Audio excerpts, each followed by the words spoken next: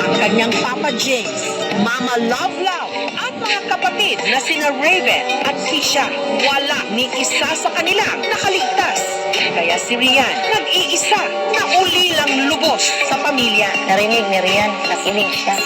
Umiyak din siya, parang nag-gets na niya agad na wala na talaga yun. Masaya din na hanggang magpapa. Sila ito siya ko rin. Ako nilang man mag-isa. Nangis sa akin sila.